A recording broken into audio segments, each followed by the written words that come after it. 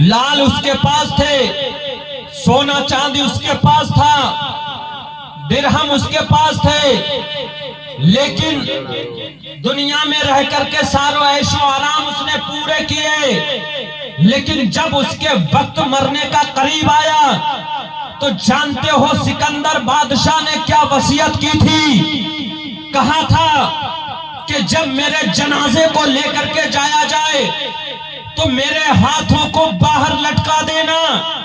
आपने कभी इससे पहले ऐसी वसीयत सुनी? कोई नहीं करता है। लेकिन सिकंदर ने कहा था कि जब मेरी लाश को लेकर के जाया जाए, जनाजे को लेकर के जाया जाए दफन करने के लिए, तो कफन से मेरे हाथों को बाहर निकाल देना। कहा था किसी ने कि बादशाह किस लिए? लोग जनाजा लेकर के जाते हैं तो हाथों को सीधा करके लेकर के जाते हैं, जनाजे को ढक करके लेकर के जाते हैं। लेकिन सिकंदर बादशाह तुम ये क्या कह रहे हो? कहा मैं वसीयत कर रहा हूं, जैसा मैं बोलूं वैसा करना। मेरे जनाजे से, मेरे कफन से मेरे हाथों को बाहर निकाल देना। कहा किस लिए?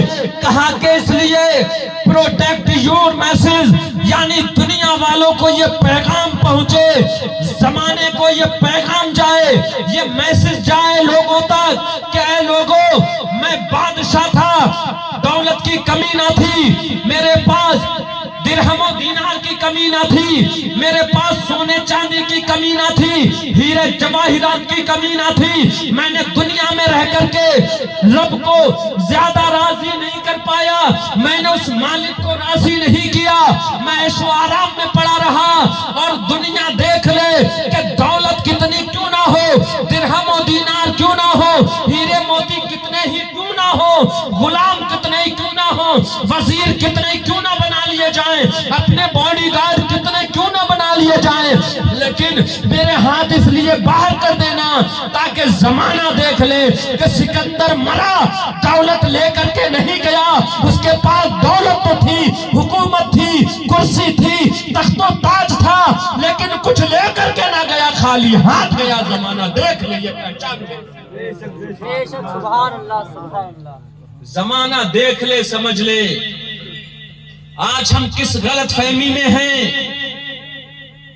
आज भी वक्त है, मौका है। मुझे लगभग 3:38 पर कॉल पहुंची यहां से कि जकीर भाई इस दुनिया में नहीं रहे।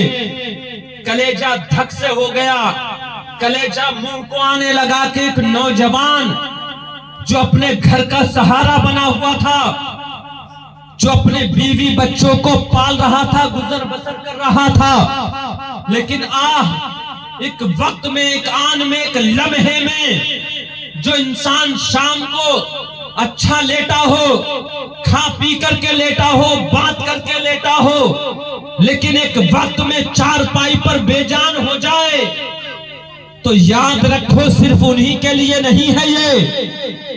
अभी रब चाहे तो मेरा बुलावा आ जाए, मुझे पता नहीं, आपका बुलावा आ जाए, आपको पता नहीं। वक्त पर काफी है कतरा खुश हंगाम का, यानी वक्त पर अपनी तैयारी हो जाए। वहां पर कफे दस्त मलने के अलावा, अफसोस के अलावा कुछ हाथ ना आएगा। इंसान सोचेगा जब मर जाएगा, इस दुनिया से चला जाएगा, इस दारे फानी से कूच कर जाएगा, इस जो है चमकती हुई और दमकती हुई दुनिया से जाएगा। उस वक्त सोचेगा जब सवालात के जवाब देने के लिए अल्लाह अकबर वो हाजिर होगा, नकीरैन आएंगे और जब सवाल करेंगे तो उस वक्त सोचेगा, हिसाब और किताब की जब मंजिल पेश नजर होगी, जब पुलसिरात सामने होगा, तब ख्याल आएगा कि मौला ऐ मेरे रब सिर्फ एक मौका दे दे, चंद दिन की सांसें दे दे, चंद लम्हात की सांसें दे दे। तब वो जाने वाला, मरने वाला जो ये दिल में ख्याल करेगा, ये दिल में सोचेगा, अपने दिमाग में सोचेगा, मौला काश मुझे चंद अय्याम मिल जाते, चंद दिन मिल जाते, कुछ वक्त मिल जाता मुझे, मौला अगर तूने मुझे सांसें दे दी, अगर तूने मुझे जिंदगी दे दी मौला, मैं तेरी बारगाह से अपनी पेशानी कभी न उठाऊंगा, न खाना खाऊंगा, न पानी पीऊंगा, न दुनिया के ऐशो आराम देखूंगा। मौला बस एक मौका दे दे मुझे दुनिया में जाने का, लेकिन अफसोस अफसोस कफे दस्त मल करके रह जाएगा, दोबारा मौका ना मिलेगा। हर जगह हिसाबो किताब देना होगा, उसके बाद जैसे अमाल होंगे उसके हिसाब से उसको जजा मिलेगी, बदला मिलेगा। हिस्ट्री आपने नहीं पढ़ी है, मैं आपको एक ऐसी तारीख बताता हूं। माइकल जैक्सन को कौन जानता है? नाम सुना है? Michael Jackson.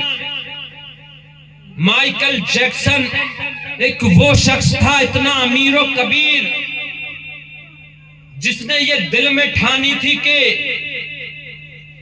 150 इयर्स 150 साल की जिंदगी मुझे जीना है। कितनी?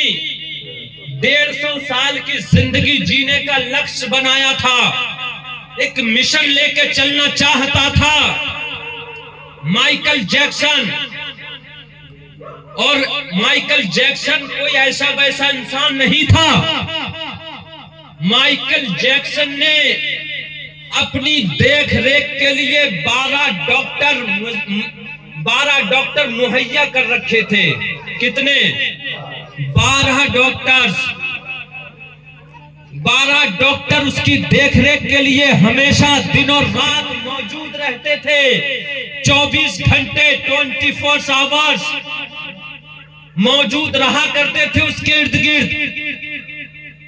और उसकी